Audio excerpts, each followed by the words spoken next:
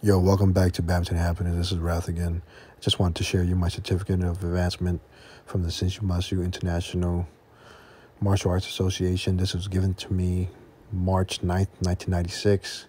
I was 15 and a half because as I've not turned 16 yet.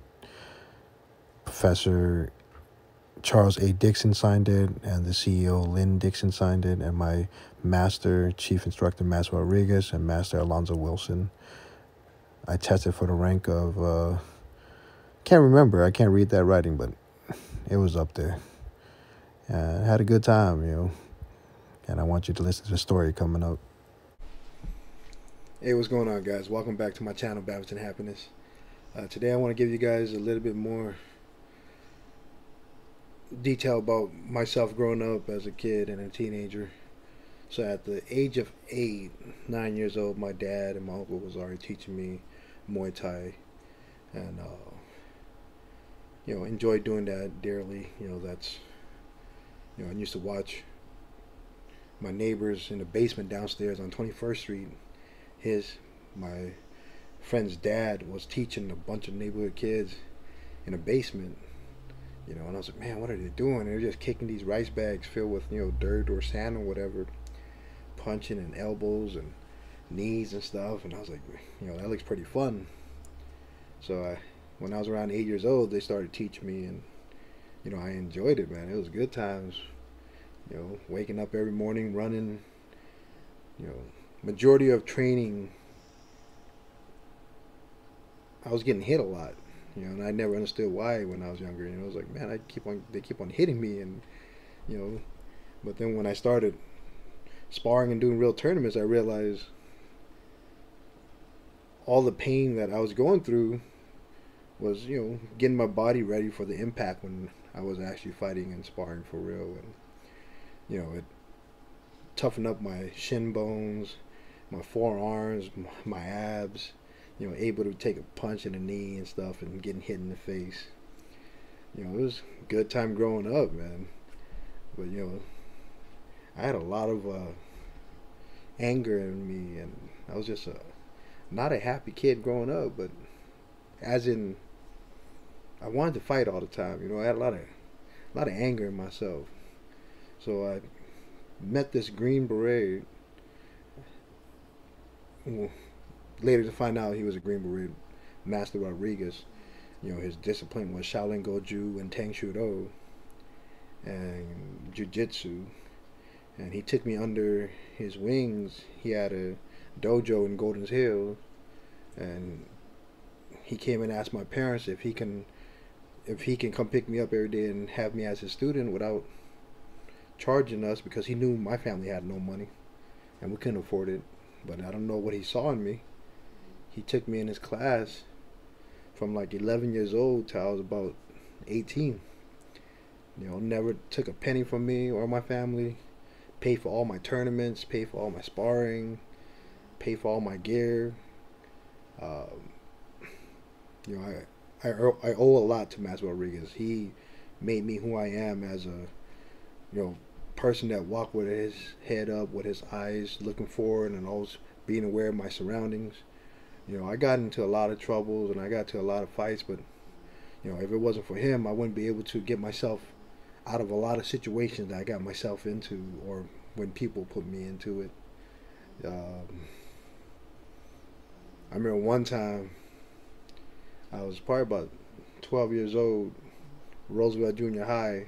I was chilling at home, suspended, of course, from another altercation I had with a couple other guys.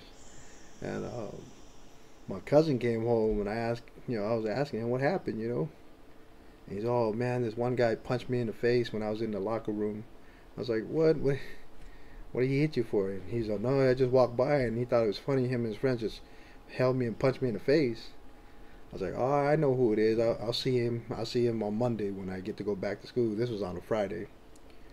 So Monday I went back to school, and I had a little conversation with that dude, and it didn't go as to plan to him, but it went down the way I thought it was gonna go down. So, what folks were describing to me was, a young Bruce Lee running from across the basketball field, and I straight jump kicked that dude over rail, and before he could flip over the rail, I grabbed him back by his sweater and pulled him back over, and then we squabbled a little bit, did our thing, and and that was that. And then I started walking around the basketball court, going around the gym. All of a sudden, I kid you not, man, like a swarm of kids, like crows, coming at us, dark clouds, man. And I was like, yo, I look at my three cousins, I was like, oh man, it's going down, man, it's on and popping, yo. I said, man, we in trouble, we outnumbered. There's like 20, 25 of them, man, I kid you not. So we do what we do with Asians, I took off my sandals and I ninja starred them things right when they got close to us. And I had my algebra book and I was just chucking them on their throats and stuff. Hip tossing a bunch of people, just continue to move, because I was trained to not be a standing target, just keep on moving. It's harder for them to hit. And after all the dust cleared and the smoke's all gone, me and my cousins, it was cool, man, because everybody that I threw on the ground, my two girl cousins that was with us, they were just stomping them out. And this is like a normal day for us at school, man. We back in the 90s, man, this is it, man. It was good times, man. But yeah, it was fun back then. But now that I think about it, I wasn't being rational at all. I was just a hothead, man. But yeah, man, there was a lot of them, and I remember my principal, Mr. Price, came and grabbed me from the back, and then I didn't know who he was, and I hip tossed him over my shoulder, and I almost punched him in the face when he was on the ground, and he's like, Wrath, stop, it's me, Mr. Price, Principal Price. Yeah, after that, we had a peer mediation with the San Diego Police Department. They came to our school, and it was like their whole group, and then me and 4 or 5 of my cousins. At Roosevelt Junior High, there's probably maybe 15 Asian people max, and we're outnumbered always, but we held our own, man. School was different back then. It wasn't what it is now, And we had peer mediation, and the Principal Price was there, and big head police officer was there, and they're like, Wrath, you guys got to make this work out. You're pretty smart kid. You got 3.0 GPA average. Back then, 3.0 was pretty good, I guess, because I didn't really do much in school. Watch out for those kids with just backpacks and a pencil in their ear, man. They're up to no good, But anyways, yeah, we had the peer mediation, and then we walked out of the room. Everyone shook hands and this and that, and right when all of us got out of the peer mediation conference room, we just started squabbling again, man. Everyone's just rushing each other. It's so dumb. Now that I think about it, it's like the door didn't even close all the way, and we already got rushed and whatever. It was fun, good times. Man, I love fighting. That's one thing I enjoyed doing back then. I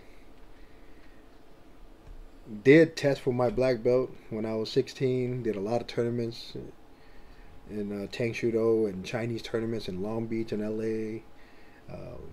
Did a lot of kata tournaments. Did a lot of brick breaking. It was fun, man. I saw both sides of what martial arts can do for you. The discipline was there. I remember one time playing badminton when I was 13 at the real Federal Building, the old Federal Building over there by the basketball gym and the Space Museum. We're in the back courts, and I was playing badminton. Now I heard someone get slapped. Now I turned around, there was one of my friends. She was on the ground crying. There was like probably 12 or 15 guys surrounding her boyfriend. And then I, try and be Captain Save a Person. There's another word for that, but Captain Save a Person. I walked over there and I was like, hey man, you guys good, man? Why you guys got to hit a girl for, just doing the right thing, trying to diffuse the situation, And then all of a sudden they're like, man, mind your business, this is between me and this guy. I said, yeah, but there's 15 of you guys and he's by himself, and now the girl's on the ground, So then they all started coming at me, and I was like, oh man, here we go. And I had my Axis 68 Prince racket. Love that racket. But they they all rushed me, man. And I had to use it, and I was swinging that racket and broke it on someone's face. And I was rolling around. I kid you not, man. I went from court one. I rolled myself around, kept on running and rolling, and got all the way to court five, and jumping up and down, elbowing people, throwing knees and leg sweeps, and I was always trying to hit low, man. Chop the tree down, get him down, and keep on moving. And by the time everything was clearing up and the ruckus was over, I was cornered with two dudes, and this guy, he pulled out like a 6-inch blade, and he said, "Oh man, you're gonna die today." And I was like, "All right." And I just kept my, I was trained to keep your vitals, draw a line down your body. That's the most important part in your body, So I turned my body sideways to give him less of a target, and I kept on putting my guard hand out, so I'm gonna have to take a cut in my hand. It's only a 6-inch blade, man, and I was trained with a 4-inch blade. That's the most dangerous choice of weapon for me personally. 6 years with a 4-inch blade was my best friend. Green Beret Master Rodriguez trained me how to use that switchblade, and I don't underestimate a 4-inch blade, yo. Just saying, you'll never see it coming. You're at a bar, you're at a park somewhere, you see that dude fist up like this, you think it's just a fist, and all of a sudden it gets cut up in like 12 different places. Dude's been trained for a while. But yeah, and he never took a swing, man. And the dude back then, I still remember him now, man. I see him every day now. I'm not gonna say his name, but he saved my life that day. He came through, not old, excuse me. Back then he wasn't old. He came through and he was just screaming, "The police is on their way. You guys better stop. You guys better leave." And then those guys are, "Oh man, this is your lucky day." And then they just dipped. They ran out. They hit me with a crowbar, bro, and my cheekbone was like this big. I got like 3 stitches in my ear. I went to martial arts class the next day. Master Rigger's like, "What? Let me see. What happened to you?" I said, They hit me with a crowbar and I got stitches in my ear. He said, "How many of them were there?" I said, "About 12, 15. He's all, "And you let them touch you?" I said, I did my best. He's all, "Well, you obviously didn't good enough. Get down and give me 500 push-ups."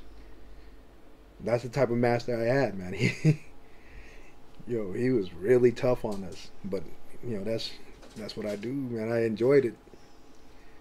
Yeah, so just a little bit more about myself, growing up, man. I love it. Physical, martial arts, a lot of fights, man. Childhood all the way until senior year, man. We got into a lot of fights. Yeah. Well, anyways, thanks for watching, yo. Make sure you subscribe to Badminton Happiness, talk more about myself. Peace out, yeah.